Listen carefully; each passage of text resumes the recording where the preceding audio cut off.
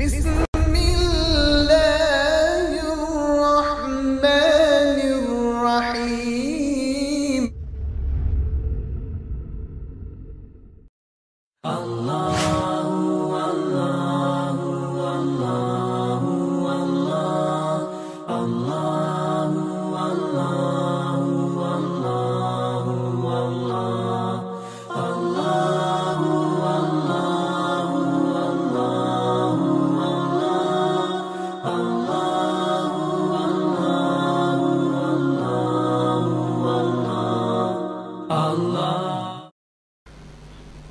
نحمده ونصلي على رسوله نور الأولين والأولياء والصالحين وعلى آله الطيبين الطاهرين وأصحابه الراشدين المهديين. أعوذ بالله من الشيطان الرجيم. بسم الله الرحمن الرحيم. وإلهكم إله واحد لا الہ الا هو الرحمن الرحیم. صدق اللہ مولانا العظیم. جمیع حاضرین مکرم، سامعین محترم، بزرگوں، عزیز ساتھیوں، شرکائے بزم درس قرآن، آج کی ہماری یہاں کی خصوصی نشست ایک بہت بڑی خصوصی اہم موضوع پر مشتمل ہے. جو قرآن مجید کے نورانی الفاظ آپ کے سامنے ابھی میں پڑھنے کی سعادت حاصل کیا ہوں، انہی کلمات مقدسہ کے سلسلے میں گزشتہ درس کے موقع پر بہت ساری باتیں آپ کے سامنے بیان کرنے کی سعادت حاصل ہوئی. آج اسی آیت کو دوبارہ موضوع اور مضمون بیان قرار دیتے ہوئے تلاوت کرنے کا جو شرف حاصل کیا گیا ہے، اس کا مقصد یہ ہے کہ جب دنیا میں کوئی بندہ پیدا ہوتا ہے تو پیدا ہونے کے ساتھ ساتھ اس کا عقیدہ صحیحہ بھی اس کے ساتھ پایا جاتا ہے. کوئی بھی بندہ صحیح عقیدے کے بغیر دنیا میں پیدا نہیں ہوتا. صحیح فکر کے ساتھ پیدا ہوتا ہے، فطرت سلیمہ کے ساتھ پیدا ہوتا ہے، اللہ اور اس کے رسول کی شہادت کے نور میں پیدا ہوتا ہے. وہ پروردگار عالم کی ربوبیت اور آقائے دو جہاں صلی اللہ علیہ وسلم کی رسالت و نبوت کو تسلیم کرنے والا ہوتا ہے. پیدا ہونے کے بعد جس ماحول میں وہ ڈھل جاتا ہے، ماں باپ جس ماحول کے ہوتے ہیں، وہ ماں باپ اس کو اپنے ماحول میں ڈھال لیتے ہیں. یہ حدیث شریف سے ثابت ہے کہ اللہ کے حبیب صلی اللہ علیہ وسلم نے فرمایا کہ ہر پیدا ہونے والا بچہ اسلام کی فطرت پر پیدا ہوتا ہے. کل مولود یولد علی الفطرت، فطرت اسلام پر پیدا ہوتا ہے. بعد میں اس کے ماں باپ اپنے ماحول کے مطابق اس کو ڈھالتے ہیں. تو صحیح فکر کے ساتھ بچہ پیدا ہوتا ہے. فکر بگڑتی کب ہے؟ یعنی ہر پیدا ہونے والے انسان کے ساتھ صحیح فطرت، صحیح فکر، صحیح عقیدہ اور صحیح شہادت، پھر اللہ اس کے رسول پر ایمان کا نور پایا جاتا ہے. بعد میں بدل جاتا ہے یہ معاملہ.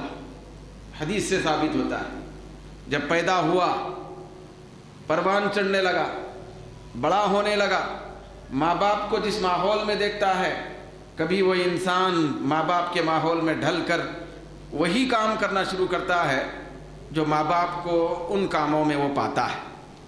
تو کہنے کا مطلب یہ ہے کہ ہر پیدا ہونے والا بچہ فطرت اسلام یعنی صحیح عقیدے اور صحیح فکر کے ساتھ پیدا ہوتا ہے. فکر بگڑتی ہے بعد میں، عقیدہ بگڑتا ہے بعد میں، ایمان تباہ ہوتا ہے بعد میں، اور اسلام کا نور بدل جاتا ہے بعد میں۔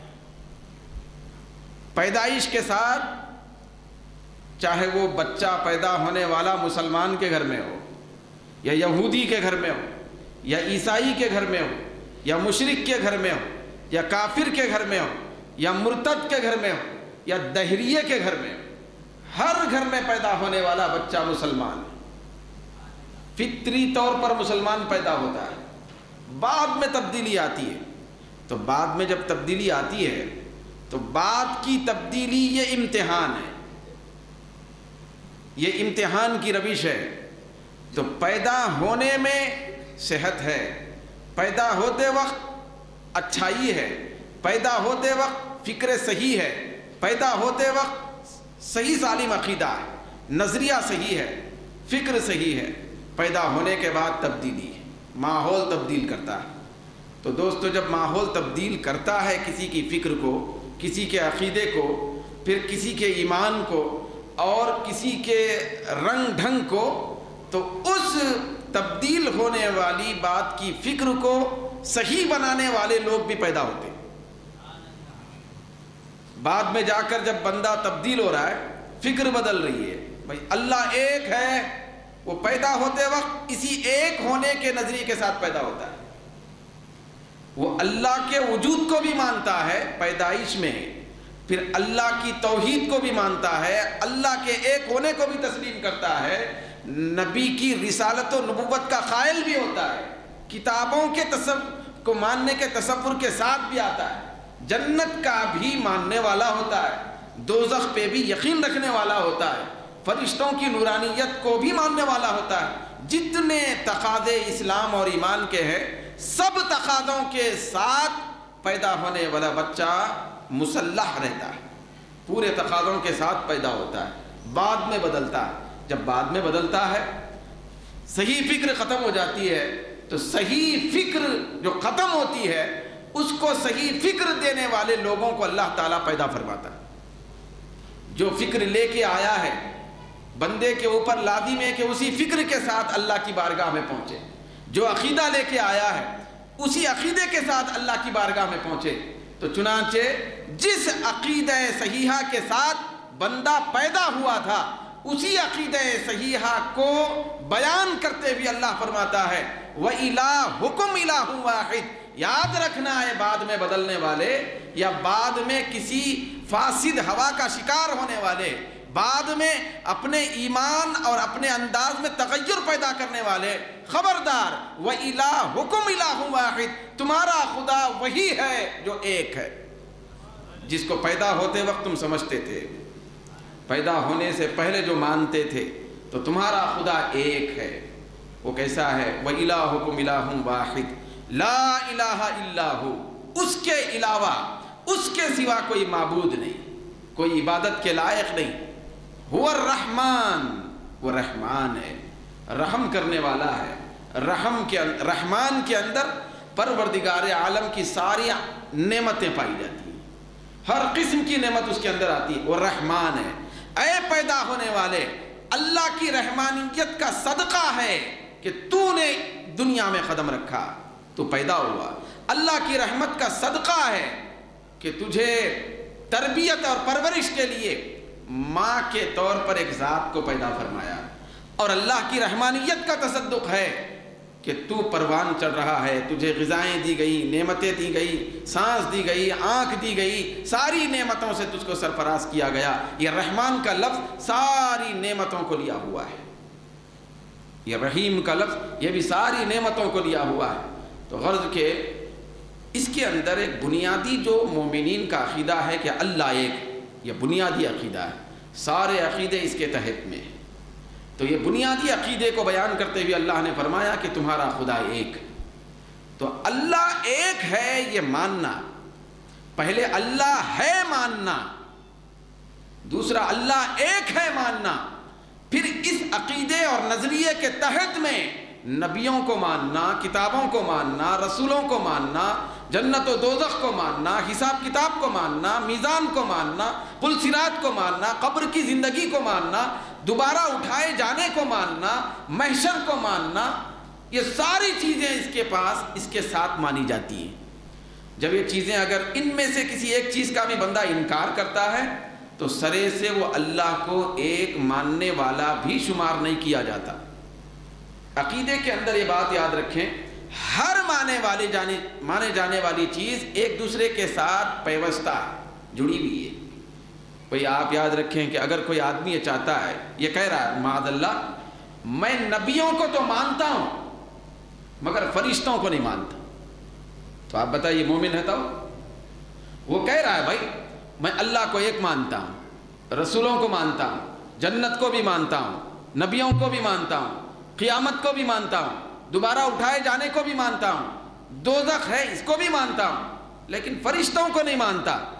تو جس آن وہ ساری چیزوں کو ماننے کا دعویٰ کر رہا ہے لیکن اس میں سے صرف فرشتوں کو ماننے کا منکر ہے، تو پھر اس کا حکم یہ ہوگا وہ ایک چیز کا انکار ساری چیزوں کا انکار سمجھا جائے گا، ساری چیزوں کا انکار سمجھا جائے گا۔ ہر چیز ایک دوسرے سے بالکل جڑی ہوئی ہے مضبوط انداز میں، عقائد کے اعتبار سے، عقائد کے باب میں۔ بھئی اگر کوئی یہ بیان کرتا ہے کہ میں اللہ کو تو مانتا ہوں لیکن رسول کو نہیں مانتا تو مومن نہیں ہو سکتا۔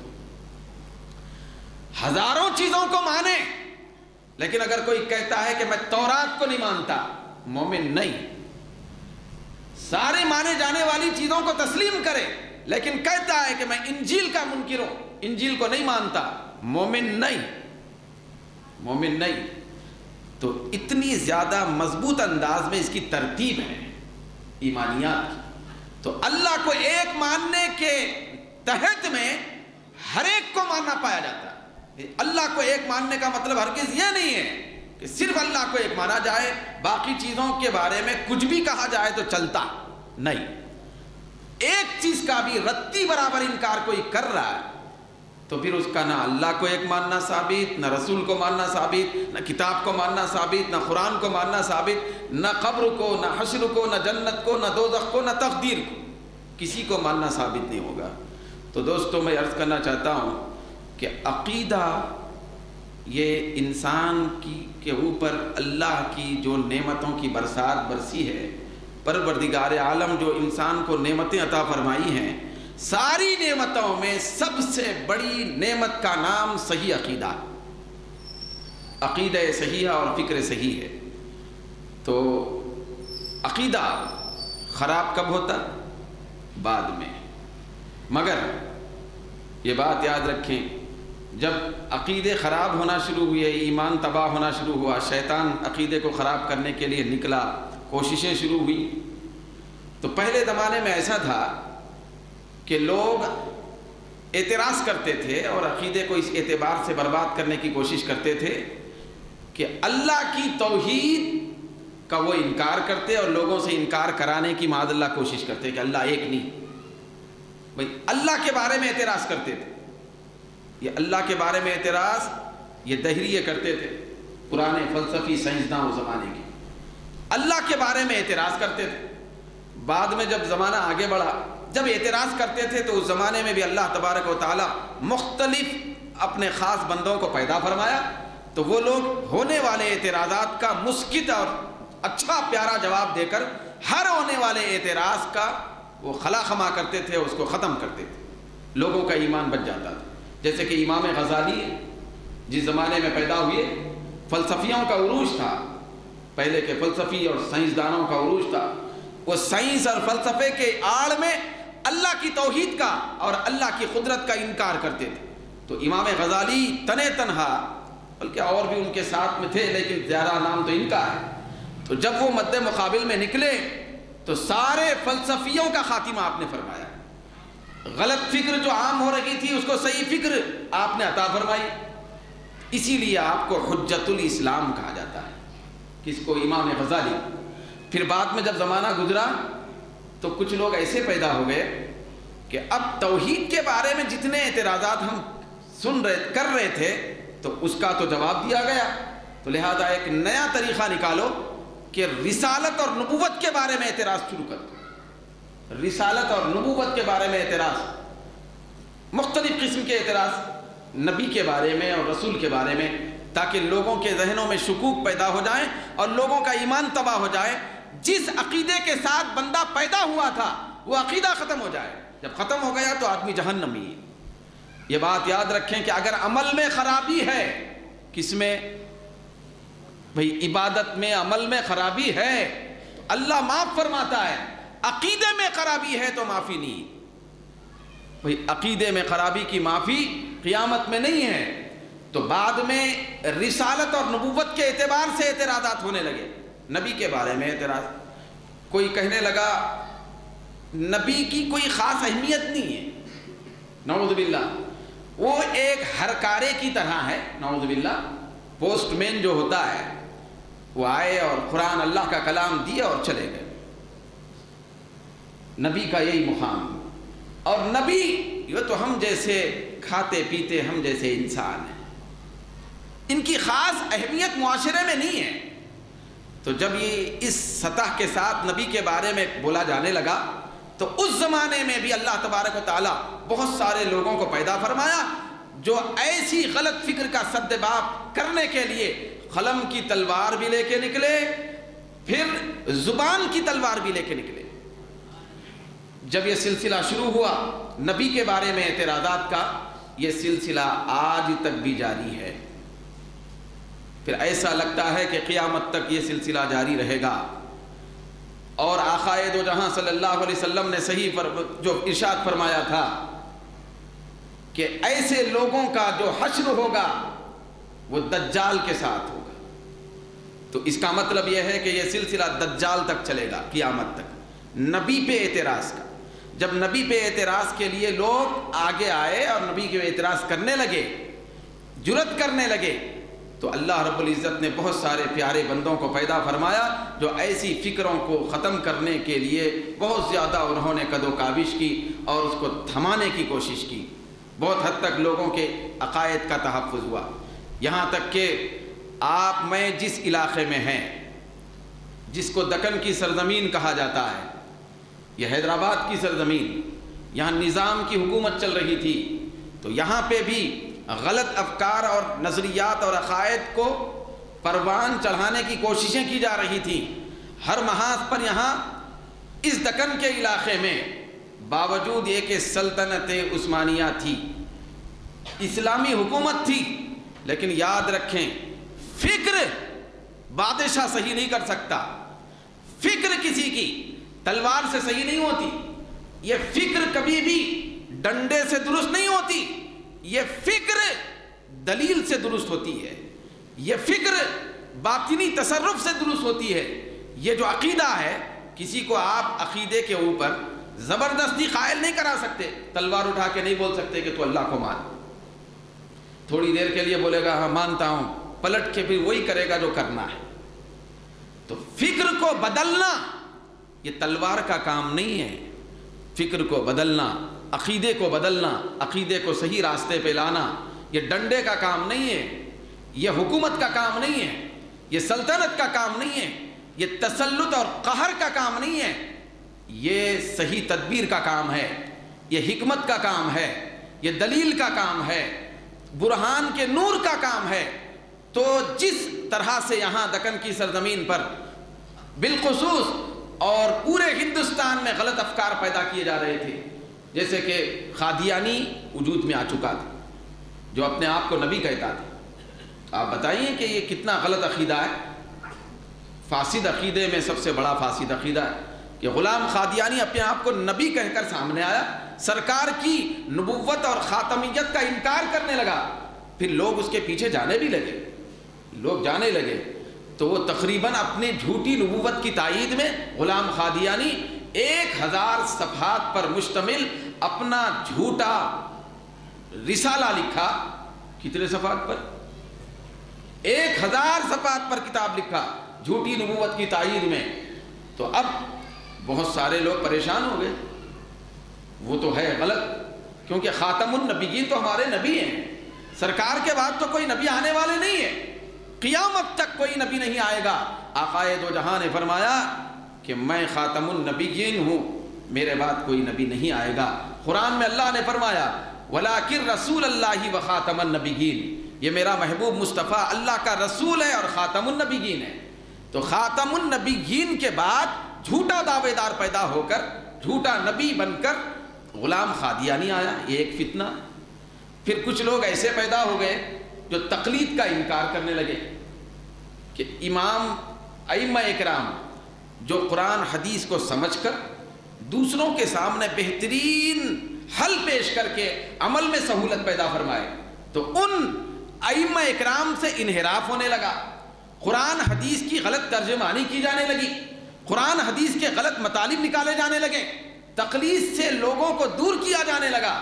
جس تقلید کے اندر برکت ہی برکت ہے، جس تقلید کے اندر عمل کی خیریت ہے، عمل کی پرسکونی ہے، عمل کے اندر امن اور سکون ہے، اس سے دور ہونے کے لیے ایسا کیا جانے لگا کوشش، تو ایک تقلید کے منکرین کا ٹولہ پیدا ہو گیا۔ پھر اس میں بہت سارے ایسے بھی پیدا ہو گئے جو نبی کے اوپر بہت زیادہ جرأت، بہت زیادہ اپنی طبیعت کی بہت زیادہ کثافت کے ساتھ اعتراض کرنے لگے، بہت سارے بے ادبیاں کرنے لگے۔ تو ایسے ماحول میں جب پورا علاقہ، پورا خطہ متاثر ہونے کے قریب تھا، تو ایسے ماحول میں اللہ تبارک و تعالیٰ نے چاہا کہ غلط افکار کو صحیح کیا جائے اور جو صحیح افکار ہیں ان کو بچایا جائے۔ تو اس سلسلے میں اللہ رب العزت نے ایک ایسی عظیم شخصیت کو دکن کی سرزمین پر روانہ فرمایا اور پیدا فرمایا اور بھیجا، جس کو آج دنیا انسانیت اور دنیا اسلامیت اور دنیا ہند اور دنیا عرب اور عجم، جس کو شیخ الاسلام عارف باللہ مولانا انوار اللہ خان فضیلت جنگ رحمت اللہ تعالی علیہ بانی جامع نظامیہ کے نام سے جانتی ہے۔ یہ وہ شخصیت ہے، ان کا اتنا بڑا احسان عظیم ہے کہ ایک ہوتا ہے بادشاہ کا احسان، ایک ہوتا ہے سیٹھ کا احسان، ایک ہوتا ہے مالدار کا احسان کہ دولت دے کر کسی پہ احسان کرتا ہے، کوئی مال دے کر کسی پہ احسان کرتا ہے، سخاوت کر کے کسی پہ احسان کرتا ہے۔ لیکن شیخ الاسلام کی ذات ایسی عظیم محسن ذات ہے کہ انہوں نے فکر کو صحیح فکر بنا کر احسان فرمایا، اور جو فکر صحیح قائم تھی، جن لوگوں کے پاس عقیدہ صحیحہ تھا، ان کو بچا کر احسان فرمایا۔ تو صحیح فکر کو آپ نے بچایا اور غلط فکر کو آپ نے صحیح بنایا۔ کیا کیا؟ صحیح بنایا۔ تو ایسی عظیم المرتبہ شخصیت، جیسا کہ آپ سن رہے ہوں گے، پھر اخبارات میں پڑھ رہے ہوں گے کہ ان کا 100 سالہ جشن عرس مبارک منعقد کیا جا رہا ہے۔ تو اس سلسلے میں آپ کو، مجھے، کیونکہ یہ بہت بڑے محسن عظیم ہیں، تو ان کے سلسلے میں ہم کچھ نہ کچھ باتیں ان کی کر کے، پھر ان کے بارے میں ذکر خیر کر کے اپنے آپ کو معطر اور منور بنائے۔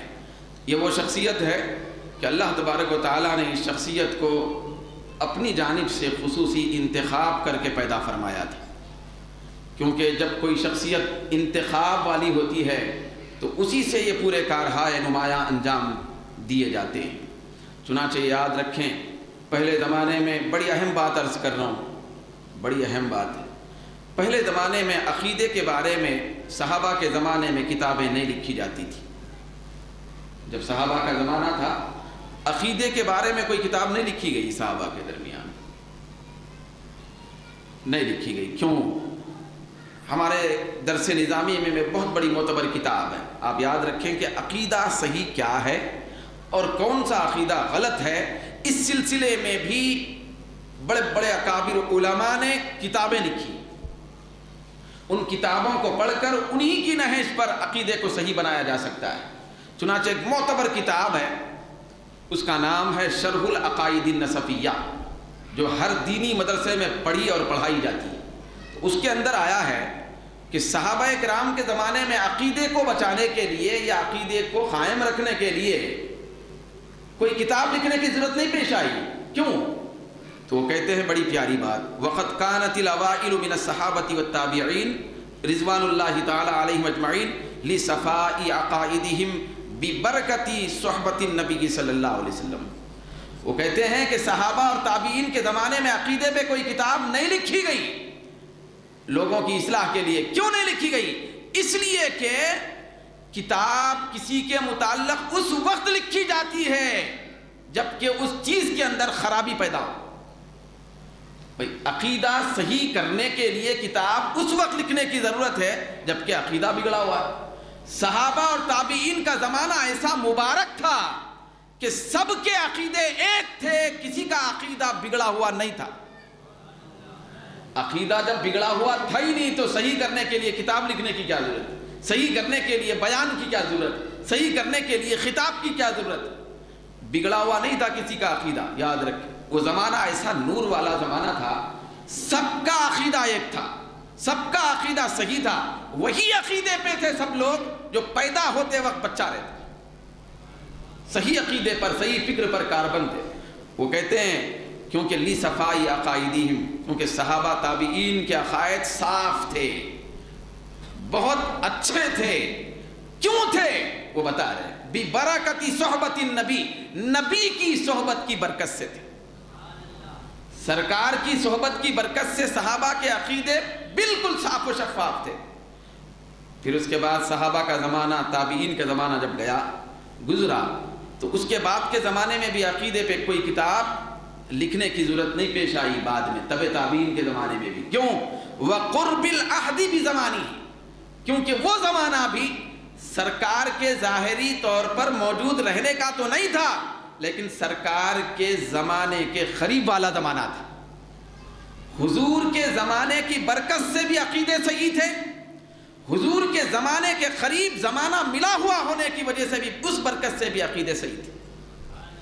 جیسا جیسا سرکار کے زمانے سے لوگ دور ہوتے گئے, زمانے آگے بڑھتے گئے تو عقیدوں میں فساد ہوتا گیا, عقیدوں میں فساد ہوتا گیا. تو اس طرح باضابطہ کتابیں عقائد میں نہیں لکھی گئیں لیکن بعد میں لکھنے کی ضرورت پیش آئی کیونکہ عقیدے بدلے جا رہے تھے, فساد پیدا ہو رہا تھا. تو وہاں سے جب شروع ہوا یہ لکھنا لکھانا عقائد کی اصلاح کے لیے تو شیخ الاسلام کی ذات تک بھی پہنچا. حضرت بانی جامع نظامیہ نے ترجیحی طور پر جو کام فرمایا, یہ یاد رکھیں, نمایاں طور پر آپ نے جو کارنامہ انجام دیا, آپ کے کارنامے اتنے زیادہ ہیں جو انگلیوں پہ شمار نہیں کیے جا سکتے. حضرت شیخ الاسلام کے کارناموں سے آج ہم پورے کے پورے, پوری دکن کی سرزمین لبریز ہے. غیر شعوری طور پر یا شعوری طور پر ہم کو شعور نہیں ہے لیکن سب سے زیادہ نمایاں کارنامہ حضرت شیخ الاسلام نے جو انجام دیا اور ہم سب کے لیے بہت بڑا بہترین سامان آپ نے فراہم فرمایا, وہ کارنامہ یہ تھا کہ سارے لوگوں کے تحفظ کے لیے, سارے لوگوں کے صحیح عقائد کی بقا کے لیے آپ نے دلائل اور براہین سے پر انتہائی درد اور حکمت پر مشتمل تصنیفات کو منظر عام پر لایا, لوگوں کے عقیدوں کو بچایا, خیالات کو بچایا, فکروں کو بچایا. یہ بہت بڑا کارنامہ ہے. حضرت شیخ الاسلام کا کارنامہ یہ بھی ہے, یہ کارنامہ ہے کہ میر عثمان علی خان آپ کے شاگرد تھے, نظام محبوب علی خان آپ کے شاگرد تھے, دو بادشاہ آپ کے شاگرد آپ کی جوتیاں سیدھے کرنے والے تھے, دو بادشاہ آپ کی جوتیاں سیدھے کرنے والے تھے, دونوں آپ کے شاگرد ہوئے. یاد رکھیں کہ بادشاہ کے دماغ کو جھکایا جا سکتا ہے, بادشاہ کے دماغ کو نیچا کیا جا سکتا ہے, کسی بادشاہ کے دماغ کو اپنے سامنے اس کو مغلوب کیا جا سکتا ہے نہیں. لیکن حضرت شیخ الاسلام کی باروب شخصیت کا عالم یہ تھا کہ آپ نے ایک نہیں دو بادشاہوں کو اپنے علم کے نور سے, حکمت کے نور سے اور اپنے عقل کے نور سے اور اپنی حدیث دانی کے نور سے, اپنی صلاحیت کے نور سے, اپنے عظمت کے نور سے, اپنے ولایت کے نور سے, اپنے فراست کے نور سے دو بادشاہوں کو اپنے قدموں میں جھکایا. وہ لوگ جھکنے پہ مجبور ہوئے, جھکنے پہ مجبور ہوئے. آپ ہم اچھے طریقے سے جانتے ہیں کہ میر عثمان علی خان جو آخری سلطنت آصفیہ کے آخری حکمراں ہوئے ساتھ میں نظام کی حکومت کے, تو ان کے دور میں بہت زیادہ کارنامے ہوئے. آج اپنے تو اپنے دوسرے بھی قائم ہیں. بھئی آج بھئی اسمبلی میں تو اس پہ بحث بھی ہو رہی، نظام پہ جب حرف گیری کی گئی تو اس پہ باضابطہ بحث ہوئی کہ نظام کے پورے کارناموں سے یہ تلنگانہ اور آندھرا اور دکن بھرا پڑا ہوا ہے۔ یہ عثمانیہ دواخانہ، یہ افضل گنج کی سینٹرل لائبریری، خود عثمانیہ یونیورسٹی، دائرۃ المعارف، یہ سارے بڑے بڑے کارنامے ہوئے، بڑے بڑے دواخانے، فلاحی کام بے حساب عثمان علی خان مرحوم نے انجام دیا۔ لیکن دوستو یاد رکھیں، بادشاہ کا یہ ذہن بنانا، بادشاہ کے اندر یہ فکر پیدا ہو جانا، جبکہ پوری تاریخ بادشاہوں کی اللہ ماشاء اللہ بھری پڑی ہے، بادشاہ عیش پسند ہوتے تھے، بادشاہ اپنے رنگ رلیوں میں رہتے تھے، بادشاہ دنیا کے کر و فر کو سب کچھ سمجھ کر دنیا کے اعتبار سے زندگی گزارتے تھے۔ وہ تو ایک دنیا کو سب زینت کا ایک مرکز سمجھ کر صبح شام دنیا کی خواہشات کی تکمیل میں پڑے رہتے تھے۔ بادشاہ کے ذہن میں کوئی فلاحی کام نہیں آتا تھا، کوئی لوگوں اور پبلک کی سہولت کا کام نہیں آتا تھا۔ تو میر عثمان علی خان یا میر محبوب علی خان کے ذہن میں یہ فلاحی کاموں کا ڈالا جانا، اتنے بڑے بڑے کام قوم اور ملت کے لیے انجام دیے جانا، اس کے پیچھے صرف شیخ الاسلام کا ذہن کار فرما ہے، شیخ الاسلام کا ذہن کار فرما ہے۔ تو آپ یاد رکھیں، یہ ایسی عظیم المرتبہ شخصیت ہے کہ جن کے احسانات کے تلے آج پوری دکن کی سرزمین ہے، ان کے احسانات کو چکایا نہیں جا سکتا۔ بھائی بہت سارے ایسے بڑے لوگ ہوتے ہیں، وہ ہوتے ہیں آفتاب، سورج، لیکن نکلتے ہیں اور روشن کرتے ہیں اور چھپ جاتے ہیں، روشن کرتے ہیں اور چھپ جاتے ہیں۔ بعض وقت چھوٹے موٹے چراغ ہوتے ہیں، وہ بھڑک بھڑک کے لوگوں کے سامنے ظاہر کرتے ہیں کہ ہم بھی کچھ ہیں۔ تو دوستو یہ اس آفتاب ولایت کا نام ہے کہ جو روشن ہوا، ایسا نیر آدم بن کر چمکا کہ پورے خطے ارض دکن کو نہیں، پورے ہندوستان اور غیر منقسم ہندوستان بر صغیر کو چمکایا، اور اس بر صغیر عجم کو ہی نہیں، عرب کے دلوں کو بھی چمکایا۔ عرب کے بڑے بڑے علماء اور اکابر، بڑے بڑے دانشوران نے بھی آپ کی ولایت اور آپ کی علمیت کو تسلیم کیا ہے، سر جھکایا ہے، ساری دنیا کو چمکایا۔ یہ ایسا عظیم آفتاب ہے، چمکایا ایسا کہ سب کے سینے منور ہو گیا اور خود چھپ گیا، چھپا۔ تو دوستو اس آفتاب ولایت سے خیرات آج بھی ہم کو نصیب ہو رہی ہے۔ کبھی بھی یاد رکھیں بھائی، علم کے ہزاروں سمندر ہوتے ہیں، ہزاروں خزانے ہوتے ہیں، علم کے الگ الگ شکلیں ہوتی ہیں، بھائی الگ الگ روپ ہوتے ہیں۔ جیسے کہ کوئی علم ہے، وہ انجینئرنگ کا علم ہے، مثال کے لیے ڈاکٹری کا علم ہے، کوئی سائنس کا علم ہے، کوئی حساب کا علم ہے، کوئی جغرافیہ کا علم ہے، کوئی سماج کا علم ہے، کوئی معاشیات کا علم ہے۔ تو اس طرح علم کے الگ الگ شعبے ہوتے ہیں، ہر علم الگ الگ ایک شعبہ رکھتا ہے، لیکن شخصیت ایسی ہوتی ہے کہ سارے شعبے اس میں جمع ہو جاتے ہیں۔ شخصیت بعض وقت ایسی ہوتی ہے، الگ الگ کہے جانے والے شعبے سب اس میں جمع ہو جاتے ہیں۔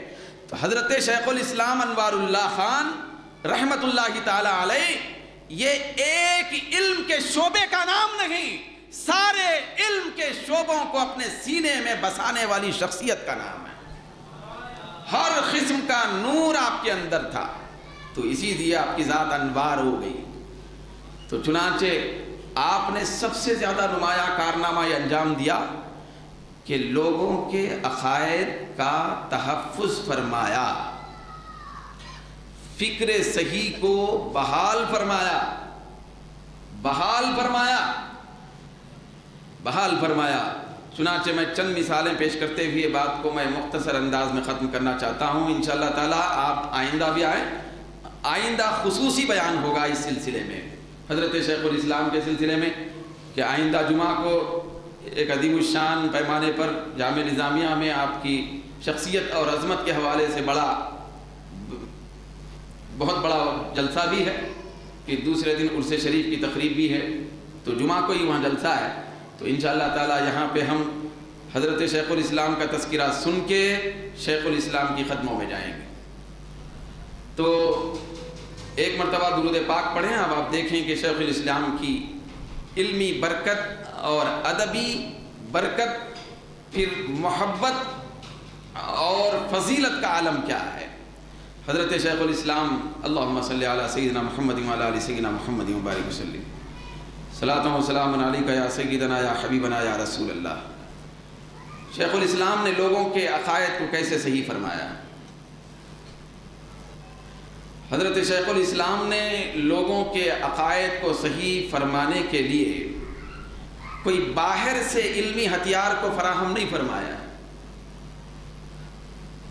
کوئی بیرونی ہتھیار آپ نے نہیں لیے علمی، سارے ہتھیار قرآن حدیث اور اکابر علماء محدثین اور ائمہ اور صحابہ تابعین سے آپ نے حاصل فرمائے۔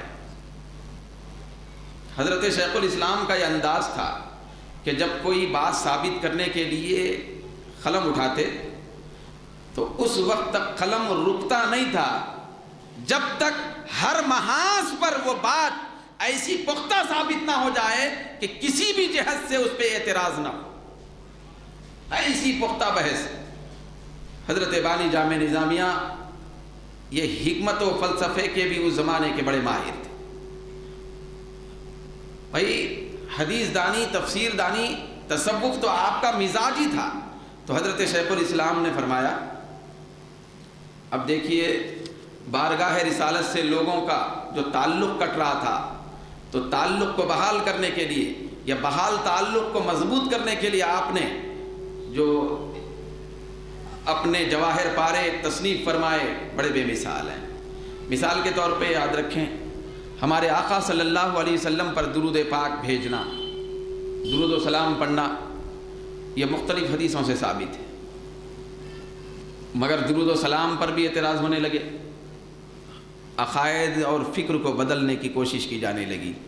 تو شیخ الاسلام اپنی کتاب انوار احمدی کے اندر، یہ کتاب یہ بے مثال کتاب ہے انوار احمدی، کہ جس کو آپ نے گنبد خضرا کے سامنے بیٹھ کر تحریر فرمایا ہے مدینہ پاک میں۔ گنبد خضرا کے سامنے آپ نے کتاب لکھی۔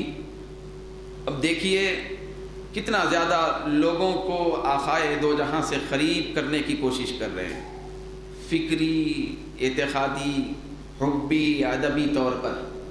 حضرت شیخ الاسلام نے درود کے حوالے سے فرمایا، یاد رکھیں درود کے حوالے سے بہت ساری روایتیں ہم سنتے ہیں، لیکن جس پیرائے میں شیخ الاسلام نے بحث فرمائی، میں چند ایک صرف نمونے آپ کے سامنے رکھنا چاہتا ہوں۔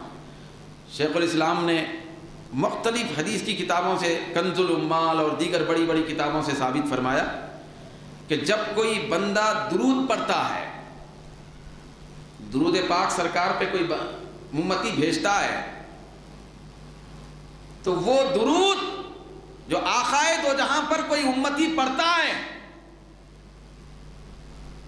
تو اس درود کو پہنچانے پر کچھ فرشتے مقرر ہیں۔ جب درود پڑھا جاتا ہے تو وہ فرشتے جب اللہ کے رسول کی بارگاہ میں وہ درود پیش کرنے کے لیے لے جانا چاہتے ہیں، تو اللہ رب العزت ان فرشتوں کو جو مدینے میں حضور اپنے محبوب کی بارگاہ میں درود لے کے جا رہے ہیں امتی کا، تو اللہ رب العزت ان جانے والے فرشتوں کو عرش پہ بلاتا ہے۔ کیا لے جا رہے فرشتے؟ بولیے کیا لے جا رہے ہیں؟ درود پاک لے جا رہے ہیں۔ کون پڑھے؟ ماشاءاللہ ہم پڑھے، امتی پڑھے، گناہگار پڑھے، نام لیوا پڑھے، کہیں بھی پڑھے، حیدرآباد میں پڑھے، ہندوستان میں پڑھے، چین میں پڑھے، امریکہ میں پڑھے، کہیں پہ بھی پڑھے۔ تو حضرت شیخ الاسلام حدیث بیان فرماتے ہیں کنز الامال کی، اپنی بات کو مستحکم کرتے ہوئے آپ فرماتے ہیں لوگوں کو درود سے جوڑتے ہوئے، پھر آقائے دو جہاں کی محبت کا چراغ روز افزوں بڑھانے کے لیے ایک نسخہ عطا فرماتے ہوئے شیخ الاسلام فرماتے ہیں جب وہ فرشتے درود لے کر گنبد خضرا کی طرف جاتے ہیں تو اللہ فرماتا ہے کہ اے فرشتوں، محبوب کی بارگاہ میں درود لے جانے والوں پہلے عرش پہ لاؤ۔ یہ درود عرش پہ لاؤ۔ جب اللہ کے فرشتے اللہ کا حکم سن کر عرش پر وہ درود پہنچاتے ہیں، اللہ کی بارگاہ میں پہنچاتے ہیں، تو اب حدیث کے الفاظ ہیں وہ فرشتے وجاہ الرحمن، یعنی رحمان کے سامنے وہ درود رکھتے ہیں یا اللہ کے سامنے رکھتے ہیں۔ دوستو قربان جائیں اپنے مقدر پر، ہم گناہگار یہاں درود پڑھے، یہ درود رب کائنات کی سامنے جا رہا ہے، بھئی خالق کائنات کی بارگاہ میں سامنے پہنچ رہا ہے۔ اللہ رب العزت محبوب کو درود پہنچانے سے پہلے، درود امتی کے درود کا تحفہ آقائے دو جہاں کی بارگاہ میں فرشتے لے جا کے پہنچانے سے پہلے اللہ اپنی بارگاہ میں درود لاتا ہے، لانے کے لیے کہتا ہے سامنے رکھتا ہے، فرشتے سامنے رکھ دیتے ہیں اللہ کی بارگاہ میں، جیسے اس کی شان کے لائق ہے اس کے سامنے رکھتے ہیں۔ اب حدیث کے الفاظ ہیں فَيَقُولُ اللَّهُ عَزَّ وَجَلَّ، پھر اللہ تبارک و تعالیٰ فرماتا ہے ادھر جانے والے فرشتے، مدینے کو جانے والے فرشتوں کو عرش پہ بلا لیا، روک کے پلٹا کے عرش پہ بلایا، پھر اللہ رب العزت فرماتا ہے، کیا فرماتا ہے؟ سامنے درود رکھنے کے بعد فرماتا ہے کہ اذهبوا بها الى قبر عبدی، پہلے سامنے رکھاتا ہے، سامنے رکھاتا ہے، پھر بعد میں فرماتا ہے، اب نہیں معلوم کتنی دیر رہتا ہے وہ درود سامنے اللہ کی بارگاہ میں، بعد میں فرماتا ہے کہ اب اس درود کو میرے محبوب بندے کی مزار کی طرف لے جاؤ، اب لے جاؤ گنبد خضرا کی طرف۔ کیوں لے جاؤ؟ اب اللہ فرماتا ہے، روایت میں آیا یستغفر لخائلها ویقر بها عینہ، دیلمی کنز الامال کی حدیث نقل فرمائے شیخ الاسلام درود کے حوالے سے، اب میرے محبوب کی بارگاہ میں امتی کا درود لے کے پہنچو تاکہ میرا محبوب اس درود پڑھنے والے کے لیے مغفرت کی دعا کرے اور اس درود کے ذریعے سے میرے محبوب کی آنکھوں کو ٹھنڈک پہنچے۔ اب یہاں ایک سوال ہے کہ اللہ تعالیٰ سرکار کی بارگاہ میں، اپنے محبوب کی بارگاہ میں درود پہنچنے سے پہلے اپنی بارگاہ میں کیوں لاتا ہے؟ کیوں لاتا ہے؟ کیوں اللہ یہ فرماتا ہے کہ اے فرشتو مدینے میں بعد میں لے جاؤ، عرش پہ پہلے لاؤ، پھر سامنے کیوں رکھاتا ہے؟ اس لیے رکھاتا ہے اللہ کے حبیب کو اپنی امت سے بہت پیار ہے، بہت پیار ہے۔ اب امتی کا درود نہیں معلوم وہ درود اپنی خرابیوں کی وجہ سے کیسے کھوٹ میں ہے، کیسی کمزوری میں ہے اور کیسے عیب میں ہے، نہیں معلوم کہ اس کے اندر ہماری اپنی امتی کی خرابی کی وجہ سے، گناہوں کی وجہ سے کیسی اس کے اندر تھوڑا سا زنگ آلود ہونے کی کیفیت ہے۔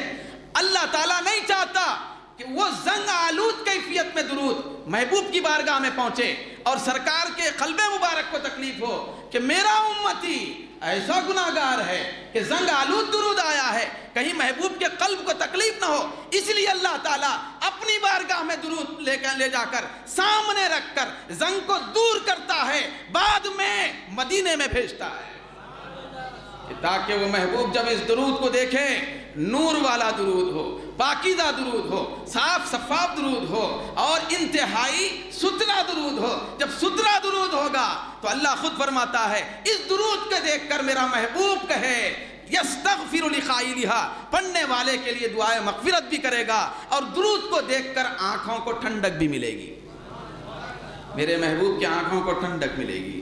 تو دوستو یہ کمال ہے درود کا۔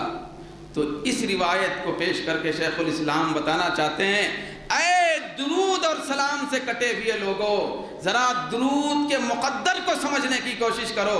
جب تم درود پڑھیں گے اللہ تعالیٰ اس درود و سلام سے اتنا پیار کرتا ہے اور اتنی محبت رکھتا ہے، اللہ رب العزت اپنی بارگاہ میں بلا کر درود کو سجا کے اور نکھار کر زینت والا بنا کے، منور بنا کے، صاف ستھرا بنا کے، نور کے طبق میں رکھ کر محبوب کی بارگاہ میں لے جانے کے لیے کہتا ہے۔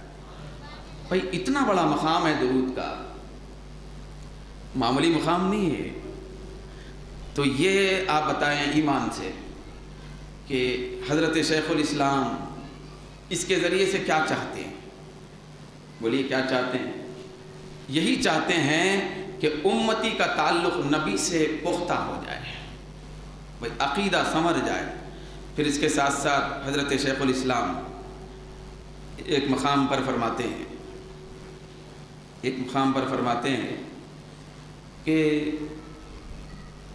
حضرت سیدنا عثمان غنی رضی اللہ تعالیٰ عنہ، یہ بھی حدیث ہے، حضرت سیدنا عثمان غنی رضی اللہ تعالیٰ عنہ حضور کے دست اقدس پر بیعت فرمائے۔ صحابہ کرام بیعت فرماتے تھے، تو آپ جب بیعت فرمائے تو حضرت عثمان غنی رضی اللہ تعالیٰ عنہ کا عقیدہ بتاتے ہیں شیخ الاسلام۔ میں نے ابھی جو عرض کیا کہ آپ کا انداز یہ ہے کہ آپ اپنی بات کو اپنے روپ میں نہیں صحابہ کے روپ میں پیش کرنا چاہتے ہیں تاکہ بات مستند اور مستحکم ہو جائے۔ تو آپ فرماتے ہیں کہ حضرت عثمان غنی رضی اللہ تعالیٰ نے جب دست اقدس پر بیعت فرمائے تو اب روایت اور حدیث میں آتا ہے کہ حضرت عثمان غنی رضی اللہ تعالیٰ عنہ جب سے بیعت کیے، یہ سیدھے ہاتھ سے حضور کے ہاتھ پر بیعت کیے، پوری زندگی بھر وہ ہاتھ جو سیدھا تھا، جو سرکار کے دست اقدس سے لگا تھا، اس ہاتھ سے کبھی بھی چھپانے کے مقام کو مس نہیں فرمائے، شرمگاہ نہیں چھوئی، کبھی نہ چھوتے، بہت ہاتھ کو سنبھال کے رکھتے تھے۔ یہ آدمی ہے، انسان ہے، بے تکلفی ہوتی ہے، ضرورت پیش آتی ہے چھونے کی، لیکن حضرت عثمان غنی کا یہ عمل تھا، وہ صحابی رسول ذو النورین، تو ان کا عمل تھا زندگی بھر کبھی بھی اس ہاتھ کو نامناسب مقام سے مس نہیں فرمائے۔ پھر حضرت شیخ الاسلام یہ روایت نقل کر کے فرماتے ہیں، اچھا کہ حضرت عثمان غنی رضی اللہ تعالیٰ عنہ سے پوچھا گیا کہ آپ اس طرح ہاتھ کو اتنا حفاظت کے ساتھ سنبھال کے کیوں رکھتے ہیں چھپانے کے مقام سے؟ تو حضرت عثمان غنی نے عرض کیا، لوگوں کو بتایا کہ یہ میرے لیے شرم آتی ہے، میرے اندر شرم ہوتی ہے کہ وہ ہاتھ نامناسب مقام میں لگاؤں جو ہاتھ دست مصطفیٰ کو چھونے کا شرف حاصل کیا تھا، تو اس کو میں کبھی زندگی بھر نہیں لگاؤں گا۔ یہ حضرت عثمان غنی رضی اللہ تعالیٰ عنہ کا ادب تھا۔ پھر اس کے اوپر تبصرہ کرتے ہوئے آپ فرماتے ہیں، حالانکہ ہاتھ بھی جسم کے اور شرمگاہ بھی جسم کے اور حصوں کی طرح حصہ ہے، پھر کہیں ممانعت نہیں کی گئی کہ ہاتھ سے اس کو ٹچ نہ کیا جائے، انسان ہے، بشری تقاضے کے مطابق ضرورت پڑتی ہے، لیکن حضرت سیدنا عثمان غنی رضی اللہ تعالیٰ نے جو سنبھال کے ہاتھ رکھا، کبھی آپ نے مس نہیں فرمایا۔ تو اس پر آپ فرماتے ہیں حضرت عثمان غنی رضی اللہ تعالیٰ عنہ کے اندر ایک کراہت پیدا ہو گئی تھی، کراہت طبعی پیدا ہو گئی تھی، طبعی، کہ وہ ہاتھ اپنے ہی اس مخصوص حصے سے نہ ٹچ ہو۔ کس لیے؟ ادب میں، کس لیے؟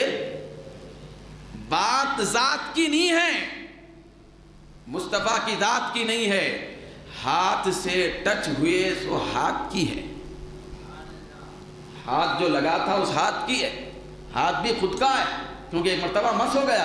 ادب کا یہ عالم، صحابی رسول کے ادب کا یہ عالم، وہ ہاتھ کبھی بھی نامناسب مقام پہ لگانے سے گریز کر رہے ہیں۔ تو حضرت شیخ الاسلام فرماتے ہیں کہ ان کے اندر ایک کراہت طبعی پیدا ہو گئی تھی، طبیعت میں کراہت معلوم ہوتی تھی ہاتھ ٹچ کرنا، لیکن شیخ الاسلام فرماتے ہیں ایک ہوتی ہے کراہت طبعی، ایک ہوتی ہے کراہت شرعی، ایک شرعی مکروہ ہوتا ہے، ایک طبعی مکروہ ہوتا ہے، لیکن حضرت عثمان غنی رضی اللہ تعالیٰ عنہ کراہت شرعی سے بھی ہزاروں درجے بڑھ کے کراہت طبعی کو فوقیت دے چکے تھے۔ ان کی طبیعت مکروہ سمجھتی تھی اس کو، حالانکہ شریعت اجازت دیتی تھی۔ یہ سب کیوں ہوتا تھا؟ یہ ادب کی وجہ سے ہوتا تھا۔ کس کی وجہ سے ہوتا تھا؟ بھئی ادب کی وجہ سے ہوتا تھا۔ اس پر آپ فرماتے ہیں کہ صحابہ کرام کا عقیدہ تھا، صحابہ کرام کا عقیدہ تھا، ان کے عقیدے میں یہ بات راسخ تھی کہ وہ ہر چیز میں آقائے دو جہاں کے ادب کو اور عظمت کو ملحوظ رکھتے تھے۔ پھر آپ مختلف مقامات پر فرماتے ہیں کہ وہ ادب کا زمانہ تھا، اسی لیے عقیدے صحیح تھے، تو لہذا اسی عقیدے سے جوڑنے کے لیے شیخ الاسلام نے اپنی پوری زندگی صرف فرمائی۔ پھر آخری بات عرض کر کے میں اپنی بات کو ختم کرنا چاہتا ہوں، بہت بڑی بات ہے۔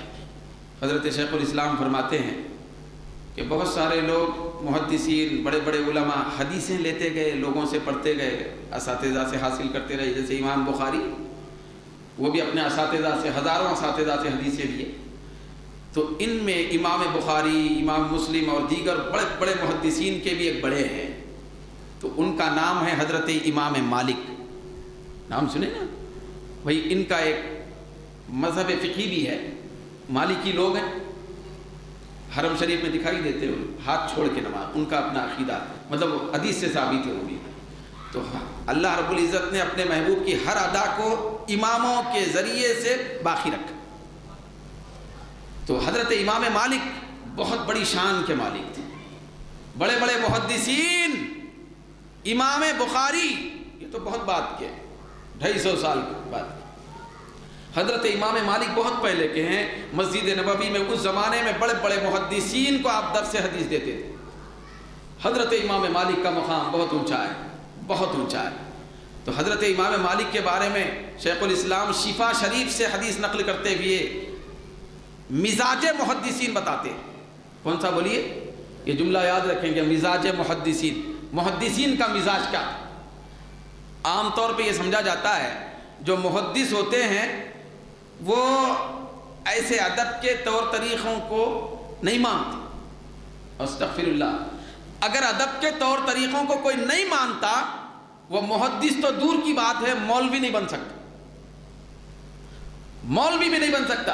حضرت امام مالک کے بارے میں فرماتے ہیں، شفا شریف میں حدیث ہے، انوار احمدی میں آپ اس حدیث کو نقل کرتے ہوئے فرماتے ہیں، حضرت امام مالک رضی اللہ تعالیٰ عنہ نے ایک مرتبہ بیان فرمایا محدثین سے، شاگردوں سے۔ اس زمانے میں جب پڑھنے والے لوگ ہوتے تھے، بڑے بڑے سامنے بیٹھ کے پڑھنے والے، تو بڑے بڑے بڑے بڑے پائے کے محدثین ہوتے تھے، ہزاروں کی تعداد میں ہوتے تھے۔ وہی علم کا مقام اب گھٹتا گیا ہے، تو ہزاروں کی تعداد میں لوگ تھے۔ حضرت امام مالک نے ایک مرتبہ فرمایا کہ میں بہت سارے لوگوں سے حدیث لیا، حدیث پڑھا، سینکڑوں لوگوں سے حدیث لیا، لیکن سب سے بڑا مقام میرے نزدیک حضرت ابو ایوب سختیانی رحمۃ اللہ علیہ کا۔ یہ امام مالک فرمایا، ایک سے ایک پائے کے اساتذہ میرے رہے، یہ امام مالک کا کہنا ہے، لیکن سب سے بڑا مرتبہ میں حضرت ابو ایوب سختیانی جو میرے استاذ ہوئے ان کو دیتا ہوں، سب محدثین میں بڑا درجہ ان کو دیتا ہوں۔ لوگوں نے عرض کیا، سرکار وجہ؟ آپ کے بڑے بڑے اساتذہ، بڑے بڑے محدثین ہیں، وجہ؟ تو حضرت امام مالک فرماتے ہیں، وجہ یہ ہے کہ ایک مرتبہ بلکہ 2 مرتبہ میں ابو ایوب سختیانی رحمت اللہ علیہ کے ساتھ حج پہ گیا تھا، ان کے ساتھ تھا، ابھی حدیث نہیں لیا تھا، ساتھ تھا۔ تو وہاں میں جب حج کے دوران مناسک حج ادا کرتے ہوئے ان کے معمولات کو دیکھا، ابو ایوب سختیانی کے رحمت اللہ تعالیٰ علیہ ان کے معمولات کو دیکھا، ساتھ تھا، امام مالک فرما رہے ہیں، ان کو ہر جگہ جہاں پہ بھی میں دیکھتا، جس لمحہ کسی کی زبان سے یا از خود سرکار کا ذکر کیا جاتا، وہ بے ساختہ روتے تھے۔ حضرت ابو ایوب سختیانی کا ایسا ماحول میں نے دیکھا، امام مالک فرماتے ہیں جہاں ذکر مصطفیٰ ہوا دھاڑے مار کے روتے تھے، حضور کا تذکرہ ہوا روتے تھے، آہو بکا کرتے تھے، سرکار کو یاد کر کے روتے رہتے تھے، سرکار کو یاد کر کے روتے رہتے۔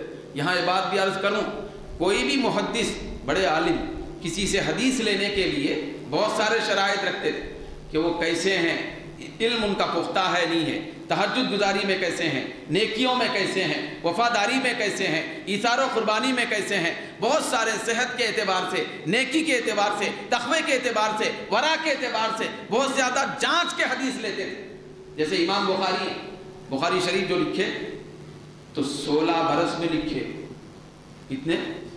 16 سال میں لکھے، پرکھ کے لیتے تھے حدیث، کیسے ہیں، تقوی کیسا ہے، نیکی کیسی ہے، للہیت کیسی ہے، علم کی پختگی کا عالم کیا ہے، استقامت کا عالم کیا ہے، ساری چیزوں کو جانچ کے حدیث لیتے تھے، سنے اور لکھ دیا ایسا نہیں تھا۔ تو امام مالک فرماتے ہیں، مزاج محدثین دیکھیے، حضرت شیخ الاسلام فرما رہے ہیں کہ امام مالک فرماتے ہیں کہ میں ابو ایوب سختیانی کے یہ معمول کو دیکھا، کسی بھی حدیث کو لینے کے لیے بہت ساری چیزوں کو دیکھنا پڑتا ہے، کیسے ہیں تقویٰ وغیرہ، لیکن ابو ایوب سختیانی کو جب میں نے دیکھا حج کے درمیان کہ جہاں ذکر مصطفیٰ ہوتا ہے ادب سے بیٹھ کے روتے ہیں، تو اب امام مالک فرماتے ہیں میں نے فیصلہ کر لیا ان سے حدیث لینے کے لیے کسی چیز کو کھنگالنے کی ضرورت نہیں ہے، حدیث حاصل کرنے کے لیے صرف ذکر مصطفیٰ سے رونا کافی۔ سبحان اللہ، ذکر مصطفیٰ سے ان کا رونا کافی ہے۔ اور آپ فرماتے ہیں ذکر مصطفیٰ سے رونے کی وجہ سے، ادب مصطفیٰ میں رونے کی وجہ سے، محبت و عشق مصطفیٰ میں رونے کی وجہ سے میں میرے ہزاروں استادوں میں سب سے بڑے استاد، مرتبے والے استاد ان کو مانتا ہوں۔ پھر ان سے حدیث لینے کے لیے کوئی پیمانہ میرے نزدیک نہیں ہے، نہ تقویٰ دیکھوں گا، تقوی والے تو تھے، نہ ورع دیکھوں گا، نہ علمیت دیکھوں گا، نہ پختگی دیکھوں گا، نہ استقامت دیکھوں گا، نہ للہیت دیکھوں گا، ساری چیزیں نہ دیکھتے ہوئے صرف میرے نزدیک حدیث لینے کے لیے ایک چیز کافی ہے کہ یہ ذکر مصطفیٰ سے روتے ہیں۔ یہ مزاج محدثین ہے کہ وہ ہر لمحہ حضور کے ادب میں رہتے تھے، حضور کی یاد میں روتے تھے، حضور کی عظمت اور فضیلت میں زندگی گزارتے تھے۔ ہر محدث کا یہی انداز تھا، ہر محدث کا یہی انداز۔ حضرت شیخ الاسلام نے فرمایا امام بخاری ہے، تو امام بخاری کے ادب کا عالم یہ تھا، حدیث جو ہوتی ہے وہ حضور کا فرمان ہوتا نہیں ہوتا، بولی قول ہوتا، بات، سرکار کی بات کا نام حدیث ہے، سرکار کی بات ہوتی، تو اس کو لکھنے کا جب امام بخاری نے عزم فرمایا، ارادہ فرمایا، آپ اندازہ لگائیں کہ بات کے ادب کا عالم کیا تھا امام بخاری کے نزدیک، بات کے ادب کا عالم، سرکار کے ارشاد اور حدیث کے ادب کا عالم کیا تھا۔ اب آپ فرماتے ہیں مختلف کتابوں سے حوالہ دیتے ہوئے کہ امام بخاری 16 سال میں بخاری شریف لکھے، تو اس کی وجہ یہ ہوئی کہ امام بخاری نے یہ فیصلہ کر لیا تھا کہ میرے مصطفیٰ کی ہر حدیث لکھنے سے پہلے نیا غسل کروں گا، 2 رکعت نماز پڑھ کے لکھوں۔ اتنا ادب حدیث کا، اتنا ادب قول مصطفیٰ کا، اتنا ادب ارشاد پاک کا، ہر حدیث لکھنے سے پہلے غسل، پھر 2 رکعت نفل، پھر حدیث لکھنا۔ تو یہ جو کیفیت آپ کے اندر تھی ادب کی، تو اس ادب کے راستے سے چلنے کی وجہ سے بخاری شریف کی تصنیف اور تالیف کے لیے 16 سال لگ گئے۔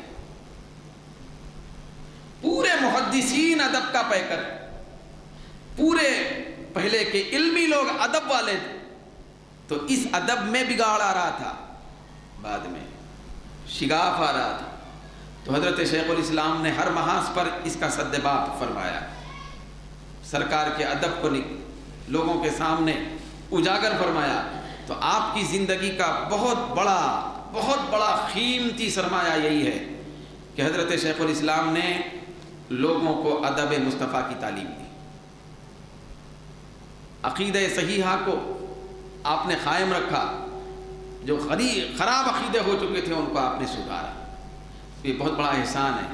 تو چنانچہ یہ ایسی عظیم المرتبہ شخصیت جن کے علمی اور ادبی کارناموں کے تحت میں ہم ان کے احسانات کے تلے زندگی گزار رہے ہیں، تو ہمیں چاہیے کہ زیادہ سے زیادہ اچھے انداز سے خراج عقیدت ان کو پیش کریں اور ان کے تالیف و تصنیف کو پڑھنے کی کوشش کریں، سمجھنے کی کوشش کریں، کیونکہ اللہ والوں کی زبان اور قلم سے نکلا ہوا ایک جملہ کبھی کبھی ہزاروں کتابوں پر بھاری پڑ جاتا ہے، ہزاروں کتابوں پر بھاری پڑ جاتا ہے۔ تو یہ حضرت بانی جامع نظامیہ کا یہ بہت بڑا عظیم کارنامہ ہے، آپ کی شخصیت کی عظمت کا یہ عالم ہے۔ حضرت محدث دکن ابو الحسنات سید عبداللہ شاہ صاحب اللہ رحمۃ اللہ علیہ بھی آپ کے شاگرد ہیں، جتنے یہاں پہ حیدرآباد کے اندر بڑے بڑے اولیاء ہیں وہ سب آپ کے شاگرد تھے. آپ کے زمانے میں جو تھے بعد میں ہوئے پورے آپ کے شاگرد یا شاگردوں کے شاگرد. بہت بڑا علمی فیضان آپ کے ذریعے سے یہاں پہنچا. حضرت شیخ الاسلام دن بھر بہت سارے قوم ملت اور علم پڑھنے پڑھانے کے معمولات اختیار کرتے رہتے. رات کے وقت جب رات کا کچھ حصہ گزر جاتا تو بڑے بڑے حیدرآباد دکن کے مشائخ اور بڑے بڑے اولیاء جمع ہو جاتے. شیخ الاسلام ان کو درس تصوف دیتے تھے. درس تصوف دیتے تھے. کئی مرحلوں پر ایسا ہوا کیونکہ جس کا تعلق بارگاہ مصطفیٰ سے جتنا مستحکم ہوتا ہے توجہات اسی انداز سے آسانی کے ساتھ اس کو ملتے ہیں. ایک مرتبہ دوران درس کچھ لچک پیدا ہوئی اور جب بھی حضرت شیخ الاسلام درس دیتے کیونکہ اولیاء اور مشائخ کو درس دینا تھا اس زمانے میں تو آپ فرماتے ہیں کہ میں درس بعد میں شروع کرتا ہوں اپنے آپ کو مدینے میں بارگاہ مصطفیٰ میں پہلے پیش کرتا ہوں. معمولی بات نہیں کہ اولیاء درس سننے کے لیے آئیں. اس زمانے کے اولیاء تو ایک مرتبہ عالم خواب میں اور کشف میں لوگوں نے دیکھا کہ بارگاہ مصطفیٰ ہے. صحابہ اکرام کا جمع غفیر ہے. حضرت شیخ الاسلام درس دے رہے ہیں. کچھ پیچیدگی پیدا ہوئی, کچھ پریشانی لاحق ہوئی. مسئلہ بڑا پیچیدہ تھا. بارگاہ مصطفیٰ کی طرف توجہ فرمائے, مدینے کی طرف توجہ فرمائے, روحانی توجہ فرمائے, اپنے قلبی توجہ فرمائے. تو ادھر آقائے دو جہاں سید المرسلین اپنی شان کے مطابق صحابہ کے درمیان میں تشریف فرمائے. تو صاحب کشف نے دیکھا کہ آقائے دو جہاں فرما رہے ہیں کہ اے لوگوں تھوڑا سا رکو, میرے بیٹے کو کچھ مشکل پیش آئی ہے حیدرآباد دکن میں, ذرا میں اس مشکل کو دور کر دوں, وہ علمی مشکل کو دور کر دوں. آقائے دو جہاں کی خصوصی توجہ حضرت شیخ الاسلام کے ساتھ تھی, خصوصی توجہ تھی. ہر قدم پر ادب رسول کا پیغام آپ دیتے ہوئے اس لیے نظر آتے ہیں, محبت رسول کی تعلیم دیتے ہوئے نظر آتے ہیں. آپ کی ہر کتاب ادب رسول اور محبت رسول اور عشق رسول سے بھری ہوئی ہے. تو لہذا اس شخصیت سے ہم اپنے آپ کو دور رکھنا یہ ہمارے لیے بہت بڑے نقصان کا باعث. اللہ تعالیٰ سے دعا ہے کہ رب کائنات ہم سب کو ایسی عظیم المرتبہ شخصیت سے روحانی, قلبی اور جسمانی اعتبار سے وابستہ رہنے کی توفیق عطا فرمائے. وآخر دعوانا الحمدللہ رب العالمین.